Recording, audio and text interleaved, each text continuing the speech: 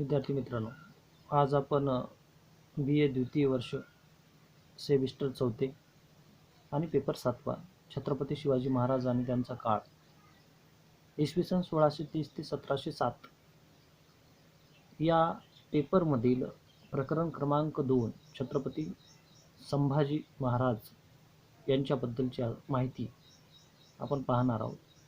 तर प्रकरण क्रमांक 2 मध्ये छत्रपती संभाजी महाराज या प्रकरणामध्ये छत्रपती संभाजी महाराजांचा मुघलांशी आलेला संबंध, त्याचबरोबर आदिलशाही आणि कुतुबशाहीशी आलेला संबंध, त्याचबरोबर पोर्तुगीज, ब्रिटिश म्हणजे पोर्तुगीज, इंग्रज आणि सिद्धी या 3 विदेशी शासकांशी किंवा विदेशी सत्ताकर्त्यांशी आलेला संबंध या बाबीची माहिती पाहणार आहोत. तर सर्वप्रथम आपण छत्रपती संभाजी महाराज यांच्याबद्दलची माहिती पाहू आणि त्यानंतर जे काही मुघलांशी आलेला संबंध, त्याच्यानंतर आदिलशाही आणि कुतुबशाहीचे संबंध, पोर्तुगीज, इंग्रज आणि सिद्धीशी आलेला संबंध पाहू.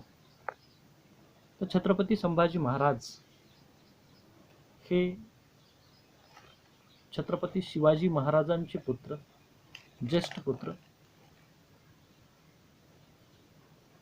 वडिलांचं नाव छत्रपती शिवाजी महाराज आणि आईचं नाव सईबाई. छत्रपती शिवाजी महाराज आणि सईबाई यांच्या पोटी जे शंभूराजे जन्मास आले इसवी सन 14 मे 1657 मध्ये पुरंदर या गडावर. आणि अल्प काळातच सईबाई म्हणजे छत्रपती शिवाजी महाराजांच्या पत्नी सईबाई यांचा अल्प काळातच मृत्यू झाला. तो म्हणजे 5 सप्टेंबर 1659 मध्ये. म्हणजे 2 वर्ष, वयाच्या केवळ 2.25 वर्षाच्या काळातच आपल्या आईपासून छत्रपती संभाजी राजे हे आपल्या मातृछत्राला पारखे झाले. परंतु बालवयात लहान असताना आईचा मृत्यू झाल्यानंतर राजमाता जिजाऊ यांनी छत्रपती शंभूराजे यांचे पालनपोषण केलं आणि 1670 पर्यंत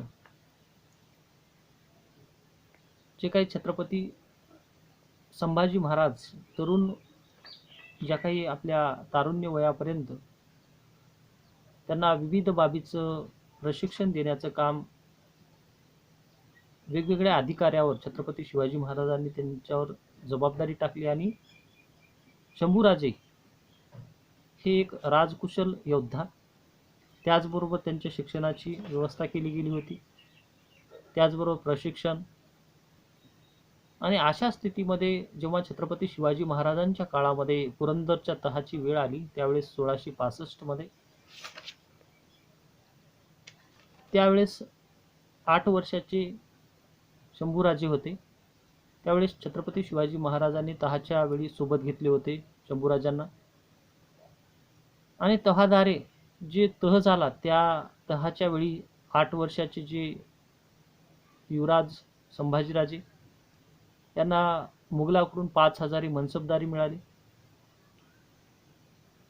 त्याचबरोबर आग्र्याच्या भेटीच्या वेळी सुद्धा शिवाजी महाराजांनी शंभूराजांना घेऊन गेलं होतं. त्यावेळेस वय वर्ष 9 होतं. म्हणजेच जे विदेशी मुघलांशी लढा देताना शिवाजी महाराजांनी आपल्या पुत्राला सतत सोबत ठेवलं होतं. त्यामुळे मुघल आणि मराठे यांचा जो काही सत्ता संघर्ष किंवा जी हिंदवी स्वराज्याची जी भूमिका छत्रपती शिवाजी महाराजांची होती ती बालमनावरच त्यांच्या पडत गेली. वयाच्या 8व्या-9व्या वर्षी राजकीय परिस्थिती काय हे त्यांनी जवळून पाहिलं होतं. त्यानंतर छत्रपती शिवाजी महाराज जेव्हा आग्रा भेट आणि आग्रा भेटीतून त्यांची सुटका झाली, त्यानंतर वयाच्या 14व्या वर्षी छत्रपती शिवाजी महाराजांनी शंभूराजांच्या म्हणजेच युवराज संभाजीराजांच्या वयाच्या 14व्या वर्षी शिवाजी महाराजांनी त्यांना रायगड, जे आपले राजधानीचं ठिकाण, इसवी सन 1671 मध्ये संभाजीराजांना रायगडाच्या राज्यकारभाराची जबाबदारी दिली आणि स्वतंत्र लष्कर सांभाळण्याची जबाबदारी सुद्धा त्यांच्यावर दिली. त्यामुळे लहान वयातच त्यांना युद्ध, नेतृत्व क्षमता, राजकीय परिस्थितीची जाणीव झाली. पुढे छत्रपती शिवाजी महाराजांच्या ज्या काही राजकीय परिस्थितीमध्ये संभाजीराजे भाग घेऊ लागले आणि अशा स्थितीमध्ये राजाराम, जे छत्रपती शिवाजी महाराजांचे द्वितीय पुत्र, हे सुद्धा तत्कालीन स्थितीमध्ये त्यांचा सुद्धा या राजकारणामध्ये सहभाग वाढत गेला. ज्यावेळेस शिवाजी महाराजांचा राज्याभिषेक झाला त्यावेळेस शंभूराजांना युवराज्याभिषेक म्हणजेच साम्राज्याचा उत्तराधिकारी म्हणून त्यांना राज्याभिषेक करण्यात आला होता. पण युवराज संभाजीराजे यांच्याबद्दलची जी काही राजकीय परिस्थिती, ज्या अष्टप्रधान मंडळातील काही व्यक्तींनी शिवाजी महाराजांनंतर संभाजीराजांची भूमिका न घेता राजाराम महाराजांची भूमिका घ्यायला सुरुवात केली आणि अशा स्थितीमध्ये संभाजीराजे कर्नाटकच्या स्वारीवर जाण्यापूर्वी युवराज संभाजींना म्हणजे छत्रपती शिवाजी महाराजांनी जी कर्नाटक मोहीम आखली होती ते जाण्या अगोदर श्रंगारपूर या ठिकाणचा सुभ्याचा कारभार पूर्णपणे संभाजीराजावर सोपवला. त्यावेळेस संभाजीराजे त्या ठिकाणी राज्यकारभार करू लागले आणि अशा स्थितीमध्ये काही काळ शंभूराजे म्हणजे संभाजीराजे मुघलांचा जो दिलेर खान यांच्याशी जाऊन मिळाले होते, पण सुदैवाने पुन्हा छत्रपती शिवाजी महाराजांकडे परत आले. आणि अशा स्थितीमध्ये जेव्हा 16 जानेवारी 1681 हा एक कालखंड म्हणजेच 22 मार्च 1680 मध्ये छत्रपती शिवाजी महाराज आजारी पडले आणि अशा स्थितीमध्ये जे शंभूराजे पन्हाळगडावर होते आणि महाराजांची जी गंभीर परिस्थिती म्हणजे आजार उद्भवला होता.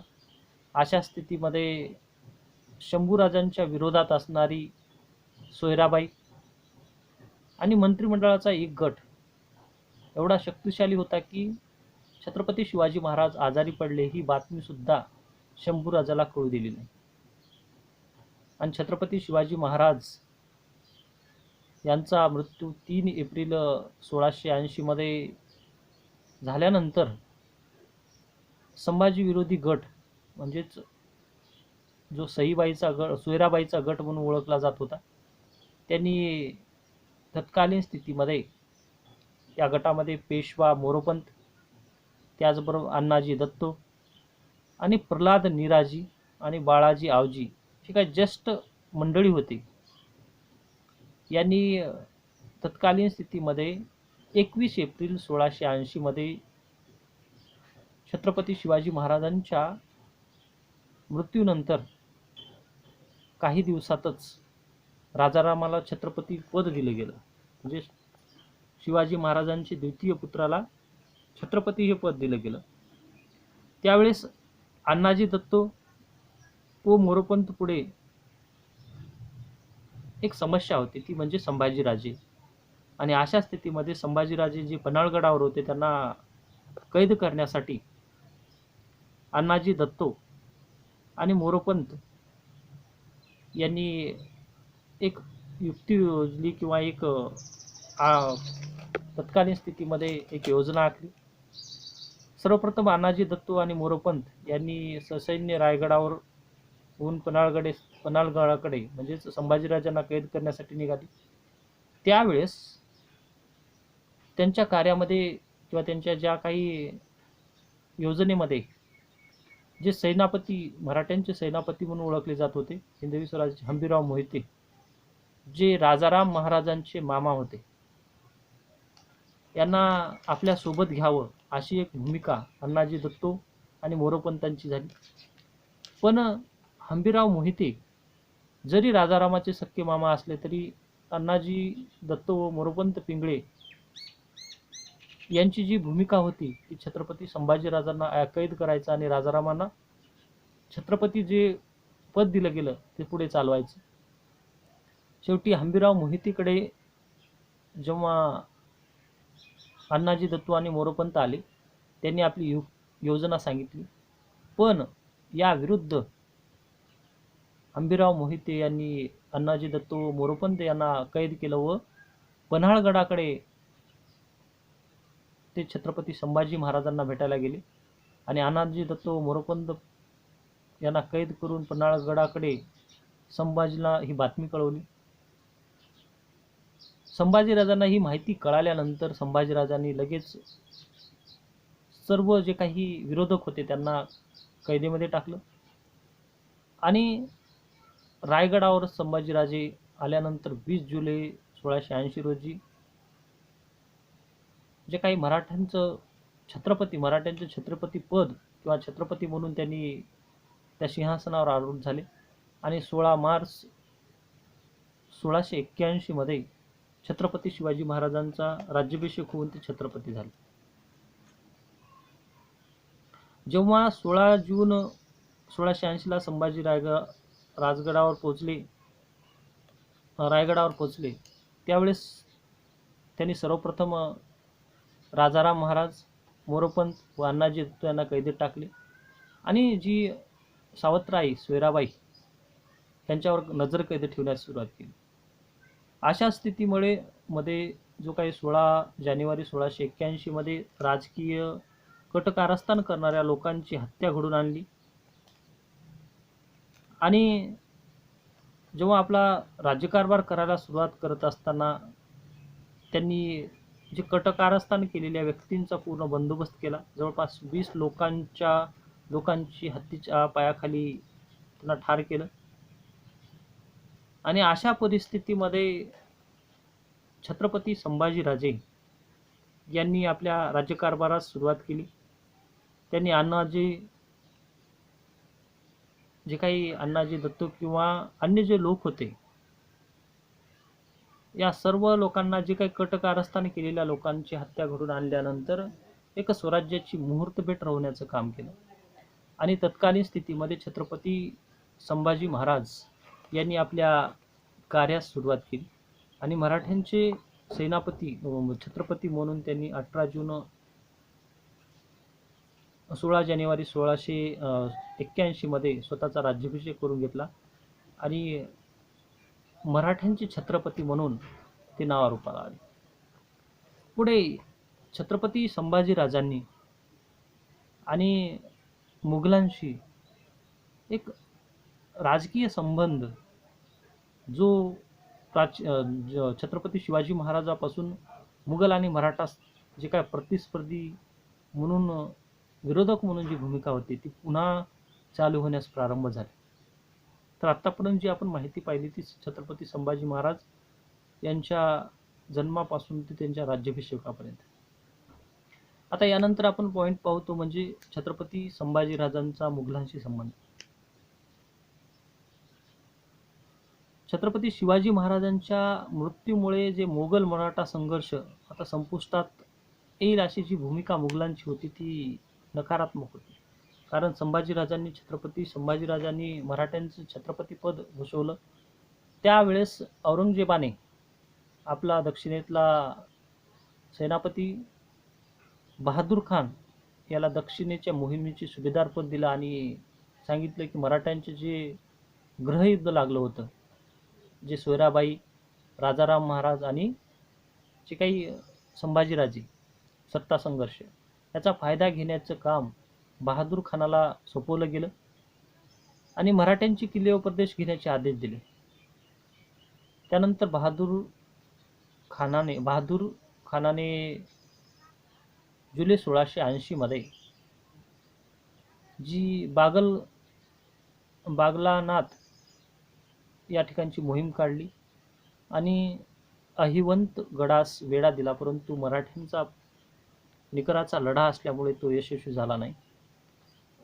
पुढे जी स्वराज्याची थोडी परिस्थिती म्हणजे राजकीय परिस्थिती, संभाजीराजांची पूर्ण राजकीय कलह निर्माण झाला होता, कौटुंबिक कलह तो पूर्ण थांबल्यानंतर संभाजीराजांनी जे मुघल म्हणजेच औरंगजेबाने जी आपल्या विरुद्ध जी मोहीम आखली होती, त्या मोहिमेला पुढे चालवण्यासाठी म्हणून 1680चा पावसाळा संपताच संभाजीराजांनी ऑक्टोबर महिन्यात मोहीम काढली आणि मराठ्यांच्या फौजेचे 2 भाग केले आणि एक भाग बुरानपूरकडे पाठवला आणि दुसरी फौज ही औरंगाबादकडे पाठवली आणि त्यांनी सेनापती हंबीरराव मोहितेच्या नेतृत्वाखाली मराठ्यांनी बुरानपूरवर स्वारी करून उत्तर आणि दक्षिण मार्गावरील अत्यंत महत्त्वाचे असणारे 3 केंद्रे मनसोक्तपणे लुटले.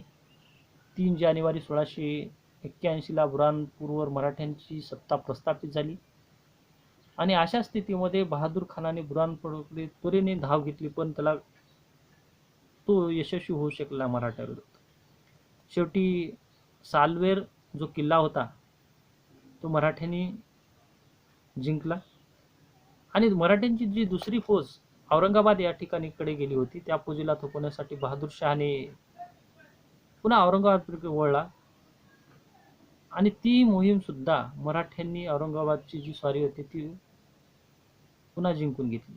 म्हणजेच अशा स्थितीमध्ये औरंगजेब हा छत्रपती शिवाजी महाराजांनंतर संभाजीराजांची पूर्ण सत्ता म्हणजे मराठ्यांचं स्वतंत्र राज्य नष्ट करण्याची एक भूमिका घेतला होता. अशा स्थितीमध्ये ज्या पद्धतीने छत्रपती शिवाजी महाराजांना सोडून दिलेर खानाकडे संभाजीराजे काही काळ गेले होते नाराज होऊन, त्याच पद्धतीने औरंगजेबाचा पुत्र शहजादा अकबर हा तत्कालीन स्थितीमध्ये संभाजीराजांना येऊन मिळाला होता. त्याचं कारण म्हणजेच तत्कालीन स्थितीमध्ये जोधपूरचा राजा जसवंत सिंह जो मुघलांच्या सेवेमध्ये होता, त्याच्या मृत्यूनंतर म्हणजे 1678 मध्ये त्यांचा मृत्यू झाला. त्यानंतर त्याची जोधपूरची जी गादी होती यावरून जे वाद निर्माण झाला. या वादामध्ये औरंगजेबाने जोधपूरचं पूर्ण राज्य मिळवण्याचा प्रयत्न केला. त्यावेळेस जोधपूरच्या जसवंत सिंहाचा एक स्वामिनिष्ठ सरदार दुर्गादास राठोड यांनी औरंगजेबाविरुद्ध एक मोहीम आखली आणि सर्व राजपूत हे औरंगजेबाविरुद्ध कटकारस्थान करायला सुरुवात केलं. त्यावेळेस औरंगजेबाने आपले 3 पुत्र अकबर, आझमशहा आणि शाह आलम या तिघांना जे काही जोधपूरचं राज्य मिळवण्यासाठी पाठवलं.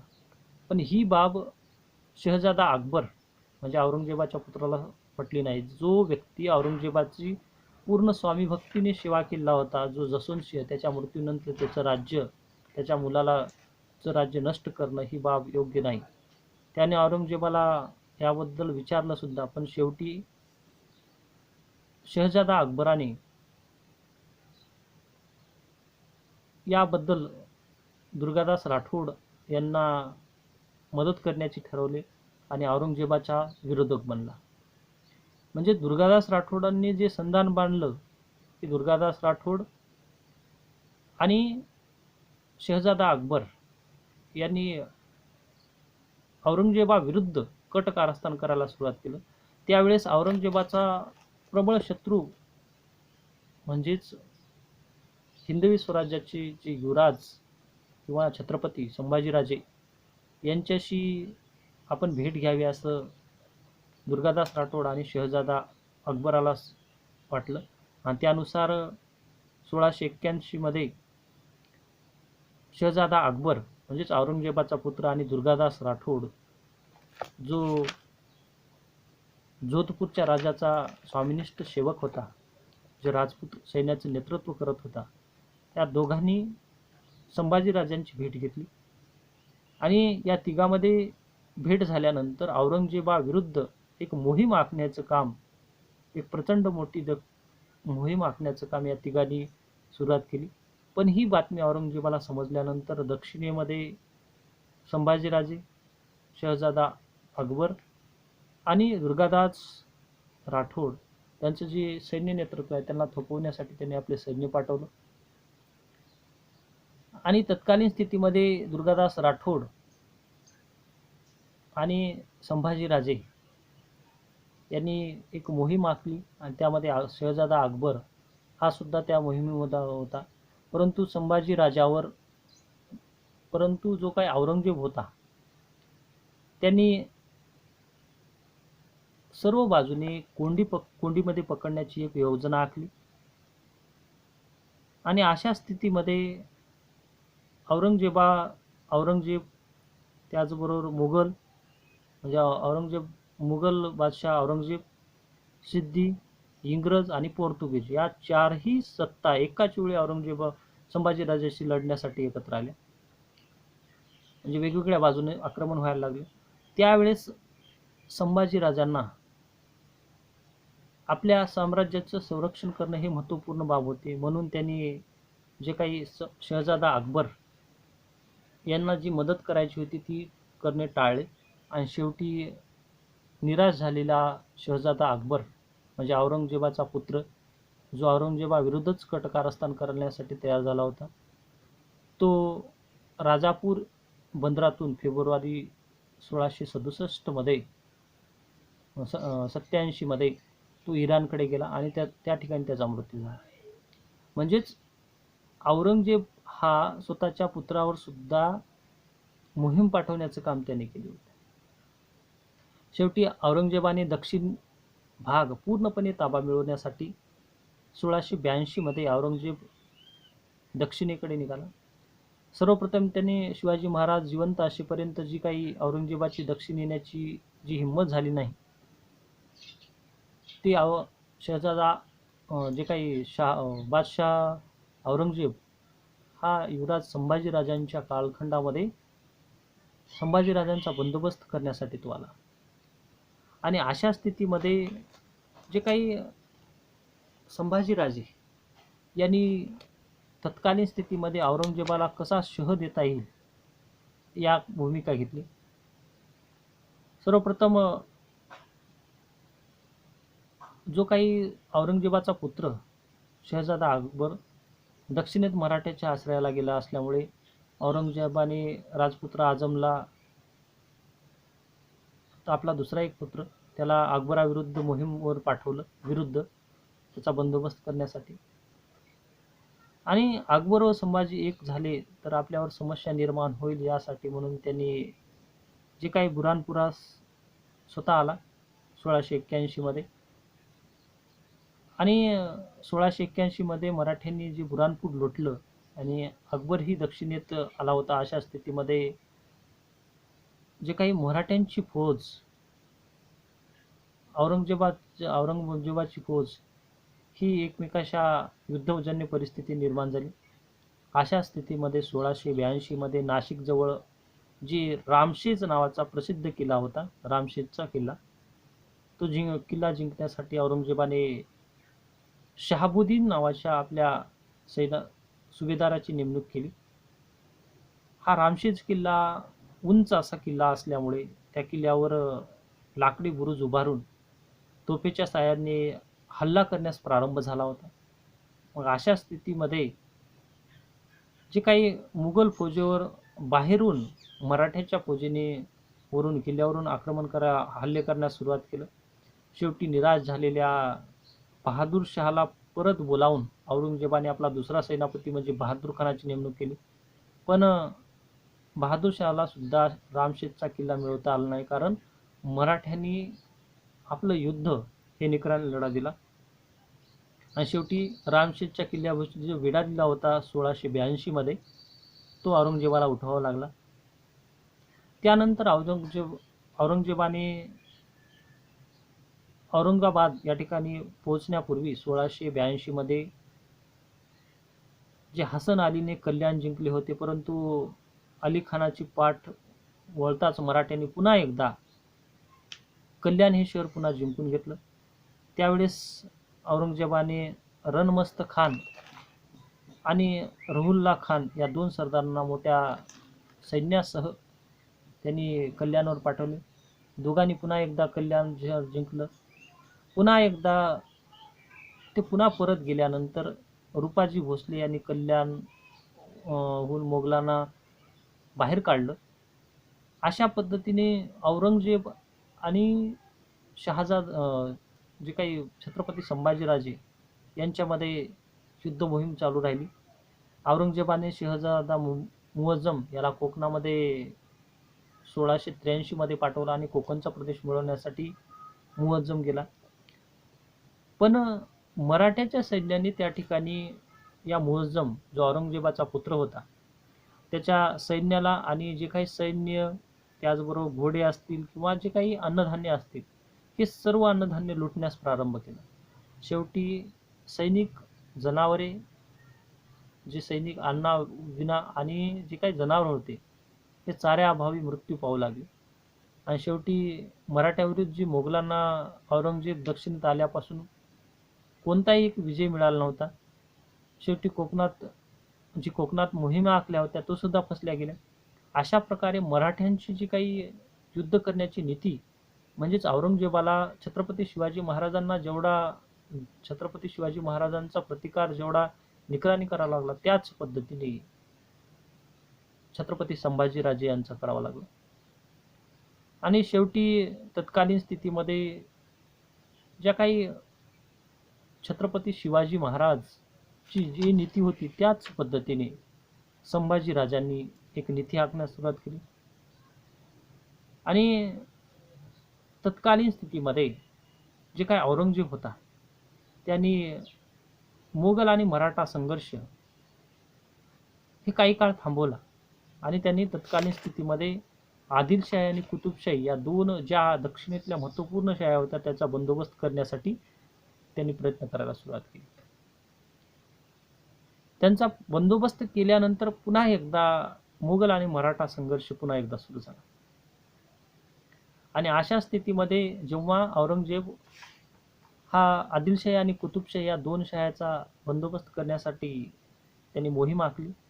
अशा परिस्थितीमध्ये तत्कालीन स्थितीमध्ये छत्रपती संभाजीराजांनी आपलं सैन्यशक्ती किंवा सैन्य नेतृत्व, किल्ले यांचे मजबूतीकरण घेतलं आणि आपले जे काही छत्रपती संभाजीराजांची मेहुणी हरजी महाडिक म्हणजे संभाजीराजांची बहीण अंबिका यांचे पती होते त्यांना कर्नाटक या ठिकाणची सुभेदारी दिली आणि कर्नाटकातील मराठी प्रदेशावर संरक्षण करण्यासाठी म्हणजेच म्हैसूर व मधुरा या ठिकाणचे प्रदेश त्यांनी जिंकून घेतले.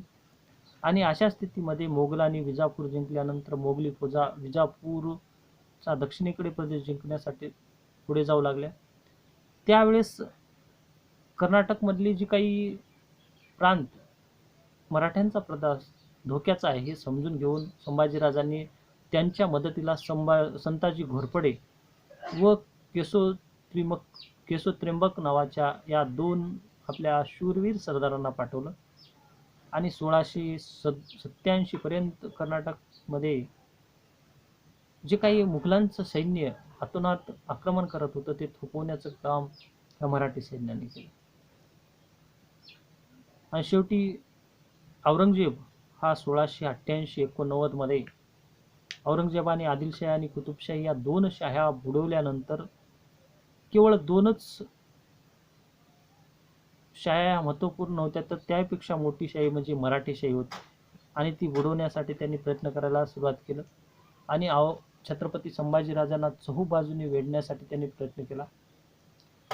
त्यांनी मराठ्यांच्या वेगवेगळ्या प्रदेशावर म्हणजे मातब्बर मोगल सरदार पाठवण्यास सुरुवात केलं. त्यामध्ये मातब्बर खानास बागलान व नाशिक भागात पाठवलं. राजपुत्र आझम याला बेळगावच्या प्रदेशामध्ये पाठवलं. त्याचबरोबर शेख निजाम खानला कोल्हापुरात पाठवलं.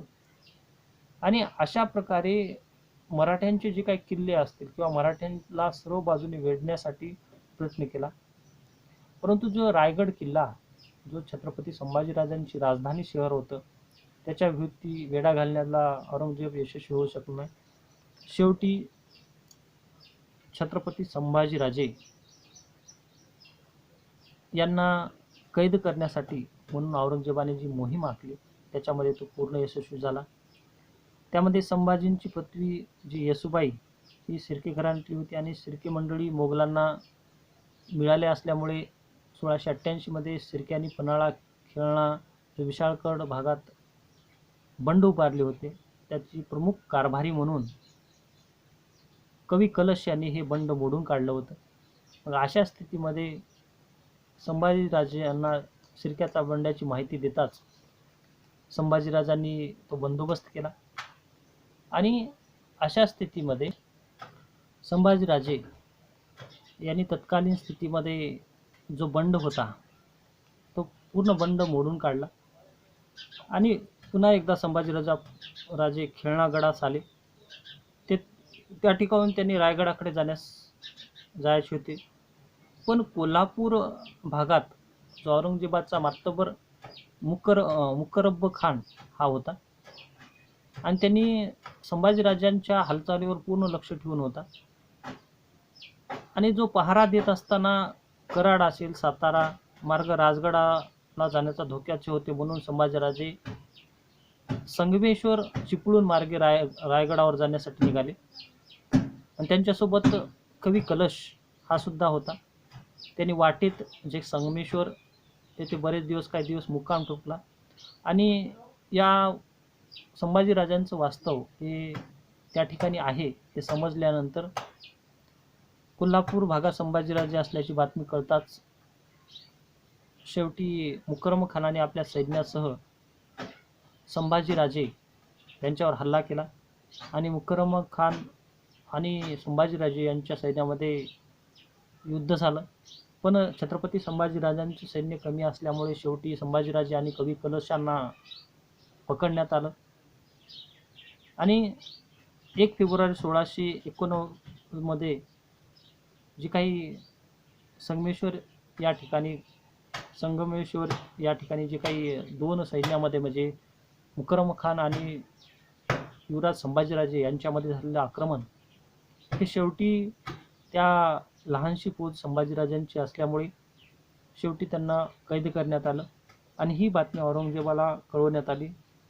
पुढे संभाजीराजे व कवी कलश यांची बहादूरगड या ठिकाणी रवानगी करण्यात आली आणि त्याचबरोबर संभाजीराजे आणि कवी कलशांना अतोनात असं त्यांच्या शारीरिक त्यांना हाल करण्यात आलं आणि शेवटी 11 मार्च 1689 मध्ये औरंगजेबाने वडू कोरेगाव येथे संभाजीराजांचा हत्या घडून आणली.